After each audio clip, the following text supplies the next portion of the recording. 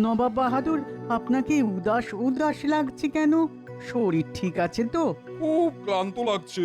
সবার বিচার করতে করতে আর বিচার করতে ইচ্ছেই করছে না। জীবনটা আমার নুন ছাড়া রান্নার মতন হয়ে গেছে। একটু নুন দরকার, বুঝলে উজির? আচ্ছা উজির, নুন কোথায় পাই? নুন? নুন? নুন কোথায় পাই বলুন তো? আরে আমি তো তোমাকে জিজ্ঞেস করলাম, উল্টে তুমি আমাকে প্রশ্ন করছো। শুনুন নবাব বাহাদুর, কিছুদিন না একটু কোনো জায়গা থেকে ঘুরে আসুন। ভেবেছো ভালোই, কিন্তু প্রশ্ন একটাই, কোথা থেকে ঘুরে আসবো? আলুনো জীবনে নুন, বিষয়টা মনে রেখে তুমিও ভাবো, আমিও ভাবি। কোথায় যাই, কোথায় যাই? মনে পড়েছে, মনে পড়েছে। পড়েছে? বাবা বাবা বাবা বাবা বাবা! আমরা দুজন কৃষ্ণনগরে যাব। মহারাজ কৃষ্ণচন্দ্রই হলো আমাদের নুন। কৃষ্ণনগরে খবর পাঠাও, আমরা দুজনে আসছে রবিবার কৃষ্ণনগরে যাচ্ছি। চলো চলো, এই কৃষ্ণচন্দ্রকে জ্বালাতন করে আসি। আমাদের পানসে জীবনে নুন হলো গিয়ে কৃষ্ণচন্দ্র। গোপাল, এই কাজ করতে করতে বড় একঘেয়ে লাগছে। চল, এই একঘেয়েমি কাটাতে এই কাছে পিঠে সবাই মিলে ঘুরে আসি। একটু নির্মল বাতাস প্রাণ ভরে গ্রহণ করি, কি বলো মন্ত্রী? এই তা কোথায় যাওয়া যায়? সবাই কি বলে দেখি, আমি আমার রায় জানাবো সবার শেষে। দেখা হোক অরণ্য, হয়ে যাই বন্য, আছে নির্মল বাতাস, কেটে যাবে সব হতাশ। বাহ বাহ বাহ, ভালোই বলেছো তো কবি, কিন্তু আমি চাইছি একটা নতুন কিছু। পাহাড়ের বাহার কেমন লাগবে মহারাজ? পাহাড় আমার খুব প্রিয়, কিন্তু আমি চাইছি একটা নতুন কিছু। নতুন তো আমার কাছে আছে, যখন আমি আমার কথা বলবো তখন সবাই চমকে যাবে। মহারাজ, আমাদের কৃষ্ণনগরেই কত কি অদেখা রয়ে গেছে। যদি আমরা রাজধানী ছেড়ে কিছুদিন পল্লীগ্রামে যাই, ওখানেই তাঁবু খাটিয়ে থাকি, তবে কেমন হয়? আমি সবার কথা শুনবো, তারপর আমি আমার রায় জানাবো। বলো বলো, তোমার কোথায় যাবার ইচ্ছে? আমরা পাহাড় জঙ্গল ঘুরেছি, নদী সমুদ্র অনেক দেখেছি, কিন্তু যেটা দেখিনি সেটার কথাই আনি এখন। এই ভনিতা না করে তাড়াতাড়ি বলো তো। আমরা সমুদ্রের নিচে যাব। মানে একটা অদ্ভুত কথা ঢুকলো আমার কানে। সমুদ্রের নিচে? এই, এই, এই, কি বলে আবার বলো দেখি। আমরা সমুদ্রের নিচে প্রবালের দেশে যাব। আপনি নতুনত্ব চেয়েছিলেন মহারাজ, কিভাবে যাব আমরা? বিজ্ঞানীকে বলবো এমন একটা গাড়ি বানাতে যেটাতে আমরা সবাই বসে আনন্দে সমুদ্রের নিচে বেড়াতে পারবো। এই বিজ্ঞানী, গাড়িটা কতদিনের মধ্যে বানাতে পারবে? অনুমতি পেলে 2 বছর লাগবে। তাহলে মহারাজ আমাদের বেড়াতে যাওয়াটা 2 বছর পরেই হবে, কি মহারাজ? মন্ত্রী, তুমি থামো তো। আমার তো মাথা ঘুরতে শুরু করেছে এই তোমার কথা শুনে। বলিহারি ভ্রমণ পরিকল্পনা আপনার মন্ত্রী মশাই, অসাধারণ। নবাবের দূত এসেছে, আপনার সাথে দেখা করতে চায়। হলো, মন্ত্রীর গুঁতো হজম হতে না হতেই নবাব বাহাদুরের গুঁতো এসে গেল। কি জ্বালা বলো দেখি। আমার গুঁতো কিরকম? এই তুমি থামো তো, আগে নবাব বাহাদুরের গুঁতো সামলাই, তারপর তোমায় দেখছি। ডাকো ডাকো, দুধকে ডাকো। এই নবাব বাহাদুর এলি কিছু না কিছু ঝামেলা তৈরি হয়। দেখি দেখি এবার আমার ভাগ্যে কি লেখা আছে। তাহলে ভ্রমণের বিষয়টা? এই তুমি থামো তো, আমি মরছি নিজের জ্বালায়, পঞ্চা আমার গোঁপ রেখেছে। এই তুমি এখন মুখে আঙুল দিয়ে চুপ করে দাঁড়িয়ে থাকো, মোটেই কথা বলবে না। প্রণাম মহারাজ। বলো বলো দূত, নবাব বাহাদুর কি সংবাদ পাঠিয়েছেন? নবাব বাহাদুর হাওয়া বদল করতে কৃষ্ণনগরে আসবেন সামনের রবিবার। নবাব বাহাদুরের থাকার সুবন্দোবস্ত করতে হবে। আমি এই সংবাদ দেবার জন্য এসেছি মহারাজ। কোথায় ভাবলাম আমি একটু হাওয়া বদল করতে যাব, তা নয়, আমার ঘাড়ে নবাব এসে চুকলো। এই তো খুব ভালো কথা, অনেকদিন পর নবাব বাহাদুরের পায়ে ধুলো পড়বে। তাহলে সামনের রবিবার আমাদের নবাব বাহাদুর আর উজির আসছেন। এই একটা সুযোগ নবাব বাহাদুরের সাথে ঝুলে পড়া। যেমন করে হোক নবাব বাহাদুরের কাছে কাছে থাকতে হবে। নবাব বাহাদুরকে জানিয়ে দিও কৃষ্ণনগরের রাজা তার আসার প্রতীক্ষায় পথ গুনছে। প্রণাম মহারাজ, আমি আপনার কথা নবাব বাহাদুরকে জানিয়ে দেব।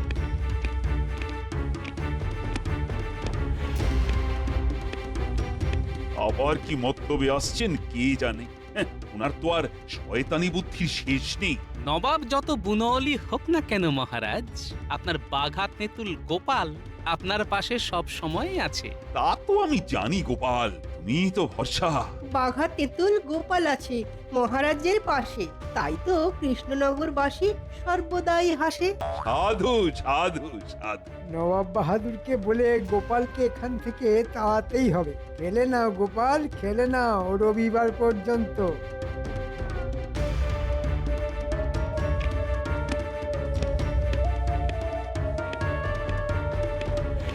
কি খবর কৃষ্ণচন্দ্র? আমার আসার খবর পেয়ে কি বললো? আপনার আসার খবর পেয়ে মহারাজ খুব খুশি। উনি আপনার আসার অপেক্ষায় আছেন। বলো কি উজির, তোমার কি মনে হয়? খুব সহজ সমীকরণ জাহাপনা। ভয় ভয় ভয় মাঝে মাঝে ভক্তি এনে দেয় কিনা জাহাপনা। তুমি ঠিক বলেছো, কৃষ্ণচন্দ্র আমাকে ভয় পায়। ভয় পেলেই আমার সুবিধা, খুব সহজে ওকে নিয়ে মজা করতে পারবো। দিন কয়েক জ্বালাতন করে বেশ মজাতেই কাটবে, কি বলো? ওই ওই একজনকেই একটু যা ভয়। তুমি গোপালের কথা বলছো তো? হ্যাঁ, এটা তুমি একবারে সঠিক বলেছো। তবে আমিও বুদ্ধিতে শান দিয়েই যাব। আমার লক্ষ্য কৃষ্ণচন্দ্র, কিন্তু লড়াইটা হবে আমাদের গোপালের সাথেই। ঠিক বলেছেন জাহাপনা। মহারাজ, আমাদের হাতে কিন্তু খুব বেশি সময় নেই। আমাদের আজ থেকেই মানে এখন থেকেই লেগে পড়তে হবে। মন্ত্রী, কিছু নতুন কথা বল, ওটা আমার ইতিমধ্যেই জানা আছে। না মানে আমি আপনার মন্ত্রী, তো মন্ত্রণা দেওয়া আমার কাজ। যন্ত্রণা না যন্ত্রণা, তুমি পাপু থামো না। মন্ত্রীমশাই, আপনি বরং সমুদ্রের নিচের প্রবাল নবাব বাহাদুরকে কিভাবে দেখানো যায় সেটা ভাবুন। নবাবকে নিয়ে সঙ্গে প্রবল দেখুন রঙ্গে। গোপাল, নবাব বাহাদুরের যাবতীয় দায় দায়িত্ব তোমার। দেখবে কোনো কারণে নবাব বাহাদুর যেন অসন্তুষ্ট না হন। সভাকবি, সভাকবি, তুমি এমন একটা কবিতা লেখো যা শুনে নবাব বাহাদুরের মনটা যেন খুশিতে ভরে ওঠে। আমি একটা লিখেছি মহারাজ, শোনাবো? শোনান সভাকবি। হে নবাব বাহাদুর, আপনার আগমনে পূর্ণ হৃদয়পুর, খুশিতে মাতল সব কৃষ্ণনগরবাসী, দেখতে পাবো মোরা আপনার হাসি। চমৎকার, অসাধারণ, ভাবাই যায় না। এই সুন্দর কবিতার জন্য তোমাকে আমি 100 স্বর্ণ মুদ্রা উপহার দেব। আমাকে মহারাজের বিশ্বাস পেতেই হবে। মহারাজ, আমাকে কিছু দায়িত্ব দিন। আমাকে আমাকে ক্ষমা করুন। কেন কেন? গোপাল তো বলল সমুদ্রের নিচে প্রবাল দেখানোর কথা। মহারাজ, ক্ষমা করুন। না না, তোমাকে আমি ক্ষমা করতে পারলাম না। আর কখনো আমি কোনো ভুল করব না, কথা দিলাম। আর একবার সুযোগ দিন, একবার মহারাজ, একবার। ঠিক আছে ঠিক আছে, তুমি খাওয়া দাওয়ার দায়িত্ব নাও। দেখো, এই কিন্তু শেষ সুযোগ। একবার তো নবাবের কাছে যাবার সুযোগ পাই, তারপর নবাব বাহাদুরকে পটিয়ে আমি ঠিক একটা কিছু করে নেব। অনেক ধন্যবাদ মহারাজ। তাহলে লেগে পড়ুন, নবাব বাহাদুরের খাওয়া যাতে করে ঠিকঠাক হয় দেখুন। জানি না কি হবে। দেশি কুকুরের ল্যাজ যতই সোজা করো না কেন, সেই ঘুরে ঘ্যাঁক। গোপাল, মন্ত্রীকে যদিও আমি খাওয়া দাওয়ার দায়িত্ব দিলাম, কিন্তু তুমি সব ব্যাপারটা ভেতর থেকে দেখবে। আর মন্ত্রী, তুমি যা করবে গোপালকে জিজ্ঞেস করে করবে। আমি চাই না নবাব বাহাদুর কোনো অসুবিধের মধ্যে পড়ুন। মন্ত্রীমশাই, নবাব বাহাদুর যা খেতে চাইবেন আমাকে জানাবেন। আমাদের মহারাজের যেন অপযশ না হয়। নিশ্চয়ই গোপাল, মহারাজের অপমান মানে আমাদের সবার অপমান, সবার অপমান মানে আমাদের রাজ্যের অপমান, আর রাজ্যের অপমান মানে... থামো থামো, অনেক হয়েছে। তোমাকে যতটুকু বলা হয়েছে ঠিক ততটুকুই করো। নাও নাও, এবার কাজে লেগে পড়ো।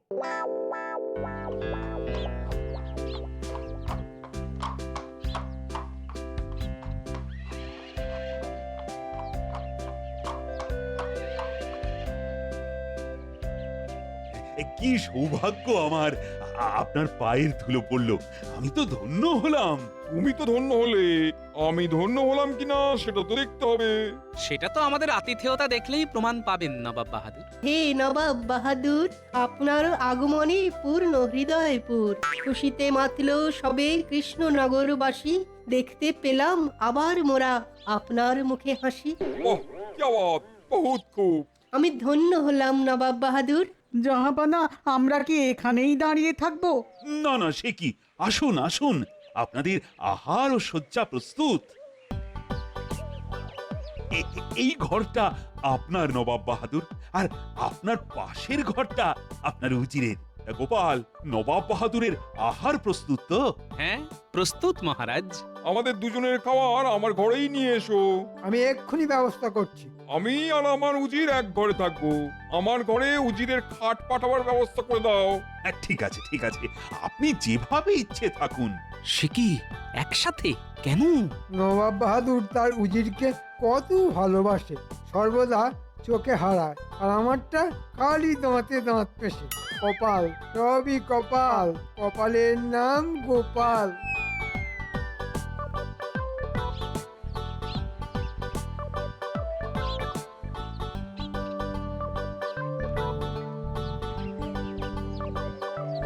কি গো, এত দেরি? হ্যাঁ, এই কদিন একটু ফিরতে দেরি হবে গিন্নি। নবাব বাহাদুর এসেছেন মুর্শিদাবাদ থেকে। কদিন থাকবে গো? জানি না গিন্নি, নবাব বাহাদুর কতদিন আমাদের মহারাজকে জ্বালাবে। এই কটা দিন তুমি আমার জন্য না খেয়ে থেকো না, বুঝলে? আমার খাবারটা বেড়ে রেখো। আমি কখন আসি, যাই স্নান করে আসি।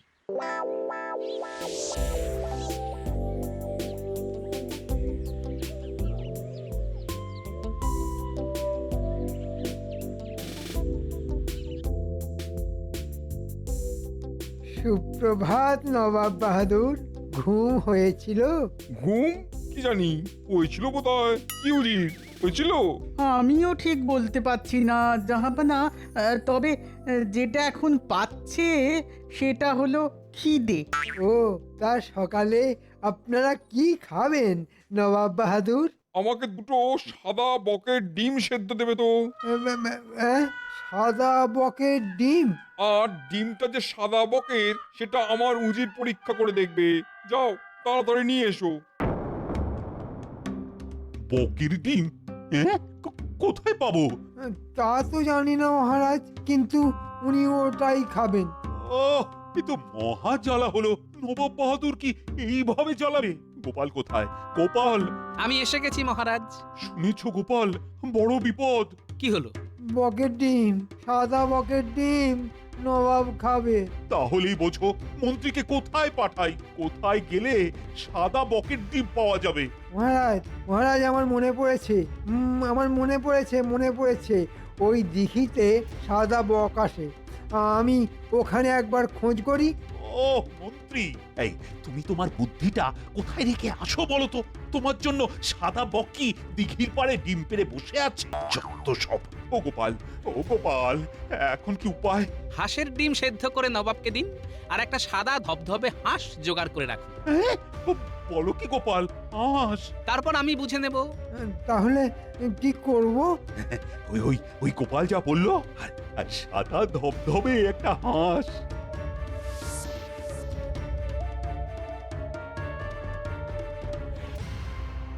তোমার কি মনে হয় আমি বুদ্ধিহীন? এটা বকের ডিম উজির। বলুন জাহাপানা। এটা কিসের ডিম দেখে বলো। দেখার কি আছে? আমি তো না দেখেই বলে দেব যে এটা হাঁসের ডিম। এটা বকের ডিম উজির, সাদা বকের ডিম। গোপাল, তুমি মিথ্যা তর্ক করছো। তুমি প্রমাণ করতে পারবে তো যে এটা বকের ডিম? পারবো। যদি এটা বকের ডিম না হয় তাহলে কিন্তু কঠিন শাস্তি পাবে গোপাল। প্রভু, গোপাল যেন এবার ফাঁদে পড়ে। অনেক কথা শুনেছি। আমি আপনার শাস্তি মাথা পেতে নেব। ব্যাস, আমার রাস্তা সাফ। এবার গোপাল নবাবের কোপে পড়লো বলে। গোপাল, গোপাল ঠিক বেরিয়ে আসবে। ওর বুদ্ধির ওপর আমার ভীষণ আস্থা। হ্যাঁ, দেখাই যাক। যাও যাও গোপাল, সাদা বকটাকে নিয়ে এসো। একটু অপেক্ষা করুন নবাব বাহাদুর, আমি সাদা বক নিয়ে আসছি। বক কোথায়? ওটা তো হাঁস। আমার সোনা বক, একটু করো বক বক। জাহাপনা আমাদের কি বোকা মানে বোকা বানাচ্ছে? নবাব বাহাদুর, আপনি তো বক পাখির ডিম খাবেন বলেননি, আপনি বলেছেন বকের ডিম খাবেন। এই হাঁসটাকে আমরা আদর করে বক বলে ডাকি, সুতরাং আপনি বকের ডিম খেয়েছেন। আমার বক বক সোনা, একটু প্যাক প্যাক করো না।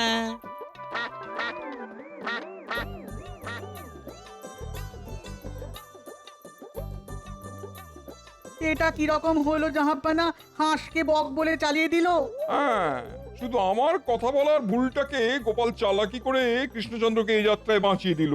আচ্ছা, আমিও দেখবো কত ধানে কত চাল।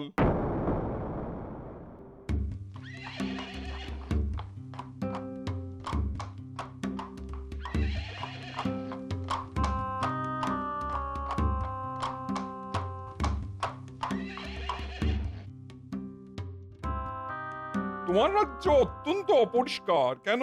প্রজাদের সাথে কথা বলতে বলতে জানতে পারলাম তাদের সুখ সুবিধা দেখা হচ্ছে না। আপনার কাজ খুবই হতাশাজনক। আমি কাল পশ্চিম দিকে যাব, দেখবো ওখানকার ব্যবস্থাও কেমন। হ্যাঁ, এই সুযোগটাকে কাজে লাগাতেই হবে। চলো উজির।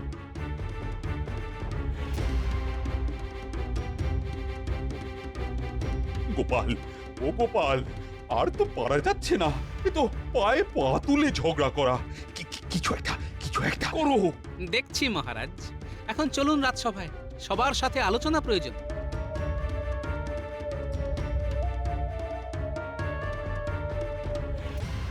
মহারাজ অভয় দিলে কিছু কথা বলি। তুমি?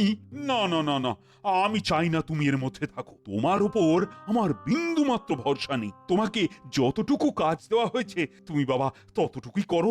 নবাব বাহাদুর সকালে বাঘ, কিন্তু রাতে উনি ঘর বন্ধ করে উজিরকে নিয়ে কি করেন সেটা জানতে হবে। নবাব বাহাদুরের ঘরের বাইরে যে রাতে পাহারা দেয় তার সাথে আমাকে একটু কথা বলতে হবে মহারাজ। হ্যাঁ, ও কি কিছু বলতে পারবে? আন্দাজ তো দিতে পারবে। আমার ওই আন্দাজটাই চাই মহারাজ। দেখি নবাবের দুর্বলতা কিছু বার করতে পারে কিনা। আজ রাতে নবাব বাহাদুরের সাথে আমাকে একান্তে দেখা করতেই হবে।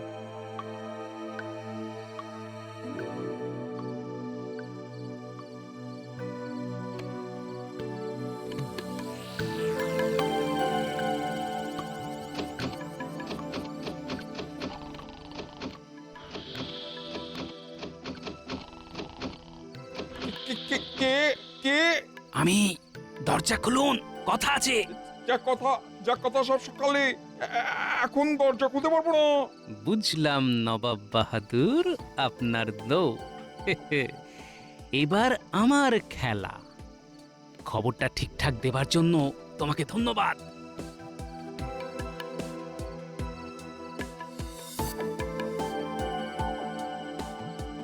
এই রে, নবাব বাহাদুর রাতে দরজা খোলেন না যে, তাহলে কাল সকালেই ধরবো।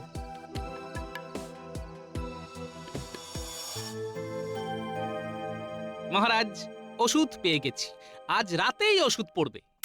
ওষুধ পেয়েছে গোপাল, ফিরবে মোদের কপাল। মহারাজ, আমি আজ একটু তাড়াতাড়ি বাড়ি যাব, আমার বানর সেনাদের খবর দিতে হবে। যাও যাও গোপাল, তোমার সেনাদের তৈরি করো।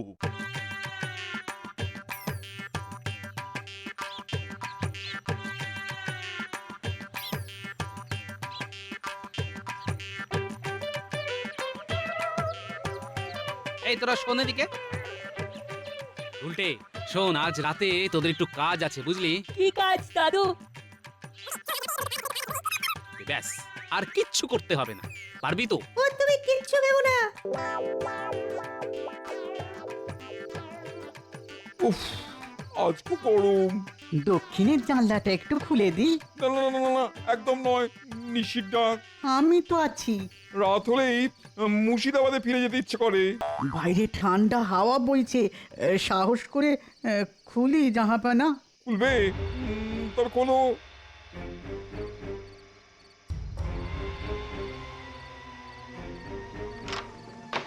আসুন জাহাপানা, দেখুন দেখুন দেখুন, চাঁদের আলো কি সুন্দর লাগছে।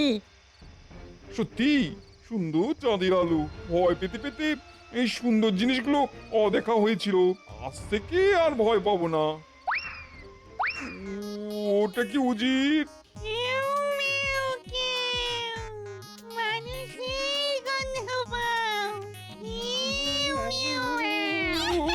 উজির, উজির,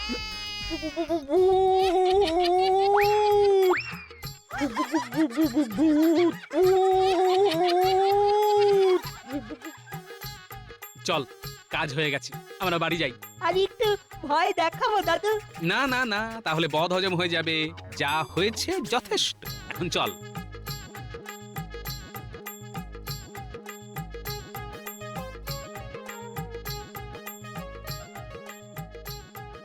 উজির, আর এক মুহূর্ত নয়, এখান থেকে ভেগে পড়ো।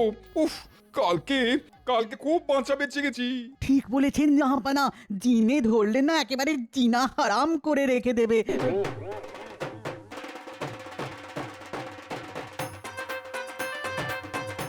কোচওয়ান, কোচওয়ান, চলো চলো চলো চলো, আর এক মুহূর্ত নয়, চলো।